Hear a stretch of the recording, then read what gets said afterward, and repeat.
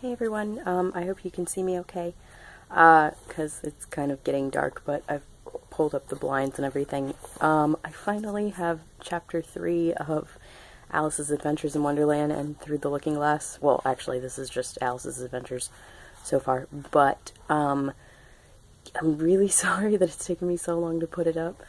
The thing is after I did chapter 2, I had, a friend come in town, which didn't last very long, but then I got sick, and, I was sick for a good 2 weeks, and I just didn't, there were, no videos that I wanted to make that were long enough for, I didn't want to talk for that long because my voice was so crappy, and then since then, I've just been putting up tags and stuff, so I need to get to this again. I'm gonna try to still get this finished in time for the film to come out on the 27th, but I'm not totally sure. The good thing about Through the Looking Glass is that the last 4 chapters or so are only about 4 pages long, so I can put all those up in one day, which is really good. So, yes, anyway, this is going to be chapter 3 of Alice's Adventures in Wonderland. This is a caucus race and a long tail. They were indeed a queer-looking party that assembled on the bank, the birds with draggled feathers, the animals with their fur clinging close to them, and all dripping wet, cross, and uncomfortable. The first question, of course, was how to get dry again. They had a consultation about this, and after a few minutes it seemed quite natural to Alice to find herself talking familiarly with them, as if she had known them all her life. Indeed, she had quite a long argument with the Lorry, who at last turned sulky, and would only say, "I'm older than you and must know better," and this Alice would not allow, without knowing how old it was, and as the Lorry positively refused to tell its age, there was no more to be said. At last the mouse, who seemed to be a person of some authority among them, called out, "Sit down, all of you, and listen to me. I'll soon make you dry enough." They all sat down at once in a large ring, with the mouse in the middle. Alice kept her eyes anxiously fixed on it, for she felt sure she would catch a bad cold if she did not get dry very soon. "Ahem," said the mouse, with an important air. "Are you all ready? This is the driest thing I know. Silence all round, if you please."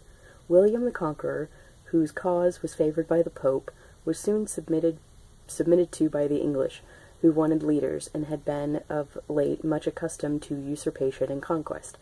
Edwin and Morcar, the Earls of Mercia and Northumbria. "Ah," said the Lorry with a shiver. "I beg your pardon," said the mouse, frowning, very politely. "Did you speak?"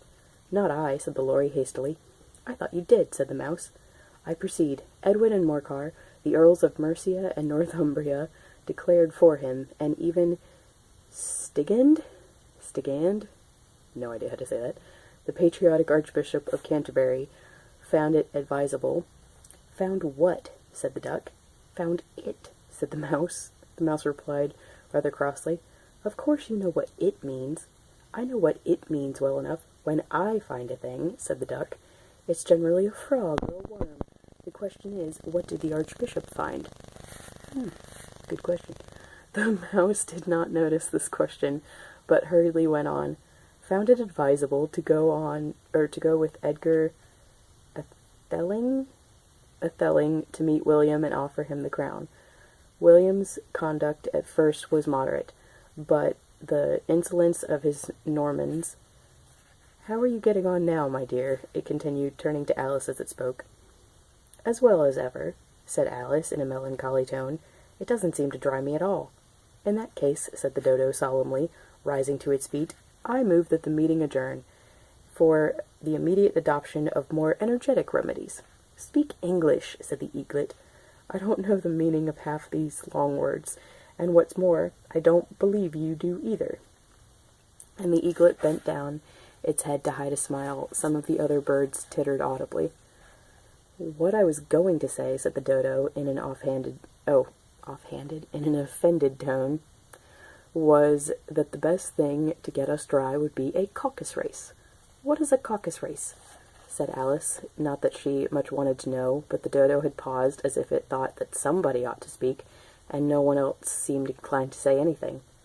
"Why," said the dodo, "the best way to explain it is to do it. And as you might like to try a thing yourself some winter day, I will tell you how the dodo managed it. First, it marked out a race course, in a sort of circle. The exact shape doesn't matter, it said. And then all the party were placed along the course here and there.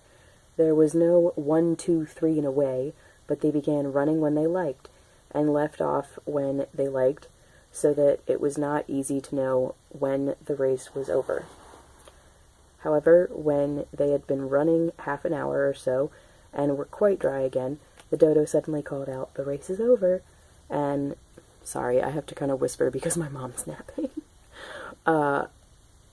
And they all crowded round it, panting and asking, "But who has won?" The question the dodo could not answer without a great deal of thought, and it sat for a long time with one finger pressed upon its forehead, the position in which you usually see Shakespeare in the pictures of him, while the rest waited in silence. At last the dodo said, "Everybody has won, and all must have prizes." "But who is to give the prizes?" quite a chorus of voices asked. "Why, she, of course," said the dodo, pointing to Alice with one finger, and the whole party at once crowded around her, calling out in a confused way, "Prizes, prizes!" Alice had no idea what to do, and in despair she put her hand in her pocket and pulled out a box of comfits. Luckily, the salt water had not got into it, and handed them round as prizes. There was exactly one apiece all round. "But she must have a prize herself, you know," said the mouse. "Of course," the dodo replied very gravely. "What else have you got in your pocket?" It went on, turning to Alice. "Only a thimble," said Alice sadly. "Hand it over here," said the dodo. Then they all crowded round her once more, while the dodo solemnly presented the thimble, saying, "We beg your acceptance of this elegant thimble." And when it had finished this short speech, they all cheered. Alice thought the whole thing was absurd, but they had all looked so grave that she did not dare to laugh, and as soon as she could... and as she could not think of anything to say, she simply bowed and took the thimble, looking as solemn as she could. The next thing was to eat the comfits. This caused some noise and confusion, as the large birds complained that they could not taste theirs, and the small ones choked and had to be patted on the back. However, it was over at last, and they sat down again in a ring and begged the mouse to tell them something more. "You promised to tell me your history, you know," said Alice, "and why it is you hate C and D," she added in a whisper, half afraid that it would be offended again. "Mine is a long and a sad tale," said the mouse, turning to Alice and sighing. "It is a long tale, certainly," said Alice, looking down with wonder at the mouse's tail. "But why do you call it sad?" And she kept on puzzling about it while the mouse was speaking, so that her idea of the tale was something like this. Furry said to a mouse that he met in the house, "Let us both go to law. I will prosecute you. Come, I'll take no denial. We must have the trial, for really this morning I've nothing to do," said the mouse to the cur. "Such a trial, dear sir, with no jury or judge, would be wasting our breath." "I will be jury," said cunning old Furry. Fury? I don't know. Fury, probably. "I'll try the whole cause and condemn you to death." And then that's what that looks like, which is why it looked like a mouse's tail. I love it. "You are not attending," said the mouse to Alice severely. "What are you thinking of?" "I beg your pardon," said Alice very humbly. "You had got to the fifth bend, I think." "I had not," cried the mouse sharply and very angrily. "A knot," said Alice, always ready to make herself useful and looking anxiously about her. "Oh, do let me help to undo it." "I shall do nothing of the sort," said the mouse, getting up and walking away. "You insult me by talking such nonsense." "I didn't mean it," pleaded poor Alice. "But you're so easily offended, you know." The mouse only growled in reply. "Please come back and finish your story," Alice called after it, and the others all joined in chorus. "Yes, please do." But the mouse only shook its head impatiently and walked a little quicker. "What a pity it wouldn't stay," sighed the lory, as soon as it was quite out of sight, and an old crab took the opportunity of saying to her daughter, "Ah, my dear, "Let this be a lesson to you never to lose your temper." "Hold your tongue, Ma," said the young crab, a little snappishly. "You're enough to try the patience of an oyster." "I wish I had our Dinah here, I know I do," said Alice, aloud, addressing nobody in particular. "She'd soon fetch it back."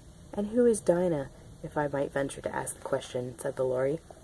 Alice replied eagerly, as if, for she was always ready to talk about her pet. "Dinah's our cat, and she's such a capital one for catching mice, you can't think. And oh, I wish you could see her after the birds. Why, she'll eat a little bird as soon as look at it." This speech caused a remarkable sensation among the party. Some of the birds hurried off at once. One old magpie began wrapping itself so very carefully, remarking, "I really must be getting home. The night air doesn't suit my throat." And a canary called out in a trembling voice to its children, "Come away, my dears. It's high time we were all in bed." On various pretexts they all moved off, and Alice was soon left alone. "I wish I hadn't mentioned Dinah," she said to herself in a melancholy tone. "Nobody seems to like her down here, and I'm sure she's the best cat in the world. Oh, my dear Dinah, I wonder if I shall ever see you any more." And here poor Alice began to cry again, for she felt very lonely and low-spirited.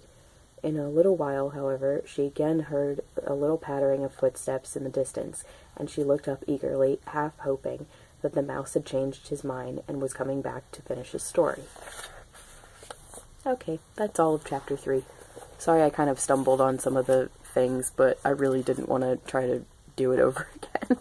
But anyway, that was Chapter 3, and hopefully I will have Chapter 4 up tomorrow. I know that I have been saying for like a month that I was going to do it every day, and so far I only have 3 chapters up. But now that I'm better after being sick, I should have a little more time to do it. So, hopefully. Thank you guys so much for watching, and I will talk to you guys later.